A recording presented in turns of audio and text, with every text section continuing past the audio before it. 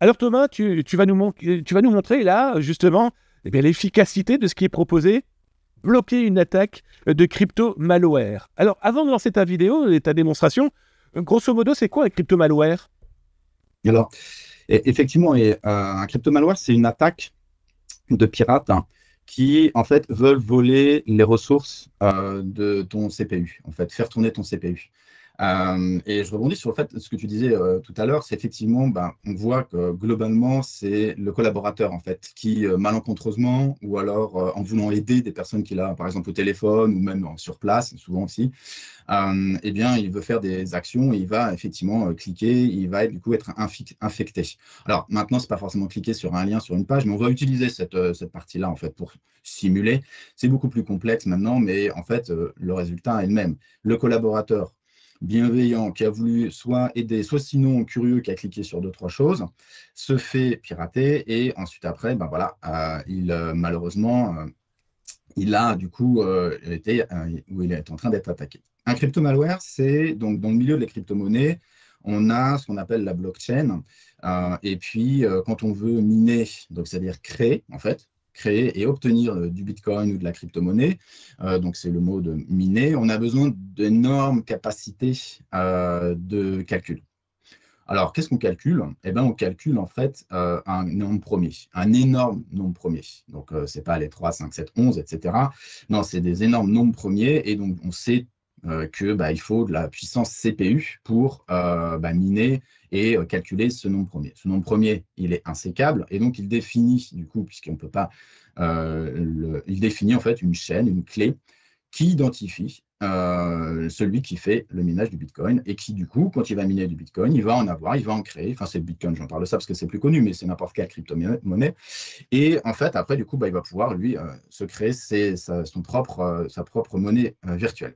Alors, ce qui est Alors, intéressant, alors je me hmm, permets, c'est juste pour les personnes qui nous regardent, peut-être qu'un jour, vous vous êtes dit, tiens, je vais visiter un site web, c'est souvent des sites malveillants, hein, soyons très honnêtes, ou en tout cas illicites, streaming illégal, casino très bizarre, bref, et votre machine commence à ramer. Et vous vous dites, mais qu'est-ce qu'elle a, ma machine? Pourquoi elle commence à vouloir rendre l'âme? Bah, tout simplement, vous avez un farmer, un crypto là derrière qui est en train de prendre toute la puissance de votre machine pour non pas vous donner l'argent, mais pour pouvoir le récupérer. Voilà, ça c'était pour ceux qui se disent, c'est peut-être pour ça que ma machine rame. Bref, maintenant Thomas, vas-y, je te laisse nous faire la démonstration exactement. de cette partie-là. Exactement. Donc, voilà, le concept, c'est ça coûte très, très cher en électricité de miner, de faire ce calcul.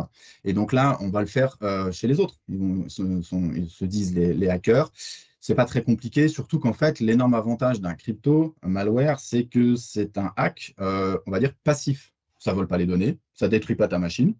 Ça ne te déconnecte pas, ça n'usurpe pas ton identité. Donc, tout ce que ça fait, ça prend ton CPU. Et encore, maintenant, ils sont suffisamment intelligents pour savoir sur quel fuseau horaire ils sont et essayer de voir que je vais lancer ça le matin tôt, le midi à la pause déj, le soir. Donc, c'est de plus en plus neutre.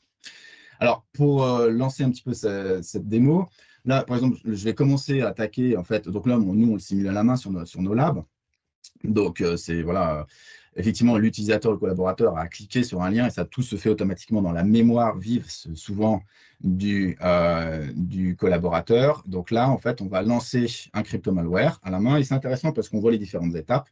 La partie violette, c'est voilà, là, on commence à initier des communications et on commence à utiliser le CPU local de ton collaborateur. Donc, on est en train, effectivement, de miner du Bitcoin. Et là, ce qu'on voit, ici, j'attends, voilà, on descend un petit peu la fenêtre. Et là, ce qu'on voit effectivement, c'est que derrière, dans ton suivi du CPU, on voit que il est monté à 100%, carrément. Et ensuite, vu que c'est des cryptos, de plus en plus, les crypto-malwares, ils sont de plus en plus intelligents, ils vont faire baisser ton pros jusqu'à 75, 70, 75%. Et du coup, tu es sous les radars parce que même si tu as des solutions ou des produits de sécurité qui disent tiens, c'est bizarre, j'ai tel pros, il est à 95%, c'est souvent ces seuils-là. Mais 70%, ça arrive. Tu as des personnes au marketing ou des designers, ils lancent Photoshop ou ce type d'outils, ça prend de la ressource. Tu as des développeurs qui font du code et puis qui compilent, c'est énormément. Voilà, on est tout le temps au-dessous de 70 par pic pendant une minute, 2 minutes. Voilà. Et donc, du coup, eux, ils utilisent ça et ils sont du coup sous les radars. On a cette fenêtre grise, cette pop-up au milieu qui est la détection en fait.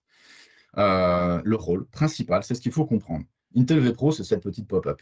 Ça lance des messages. Et donc là, on est alerté. On est alerté. Et puis, moi, j'ai lancé le crypto malware. On est alerté. On voit que derrière la machine, tant que je le lance à la main, elle tourne à bloc. Ensuite, elle descend à 75, 70, 80%. Et puis voilà, là, je suis dans un état entre guillemets stable, normal, de miner une crypto. Donc là, je le laisse tourner, c'est pas un souci.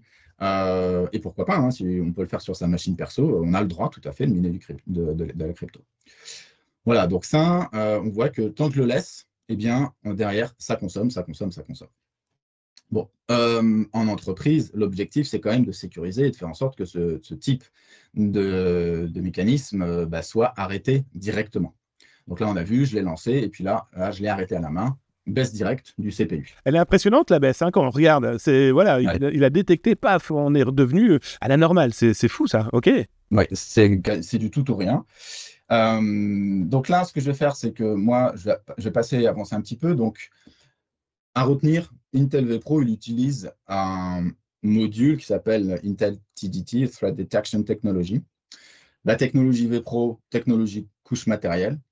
On a à la fois un pros qui permet de comprendre ce qui se passe et un logiciel associé à ce pros de Intel qui permet de comprendre ce qui se passe et dans le hardware. Donc un logiciel dans le hardware, c'est un firmware. Donc on a bas niveau directement en fait cette boîte noire logicielle et matériel qui nous assure comme ça en fait la possibilité d'avoir cet outil de détection. Cet outil de détection, on l'a vu, il faut retenir sur cette image de cette pop-up, lance des alertes rouges ou laisse passer quand tout fonctionne bien, qu'il n'y a pas de problème ou de hack ou de ransomware, crypto malware, etc. L'outil firmware de ce logiciel de Intel laisse passer.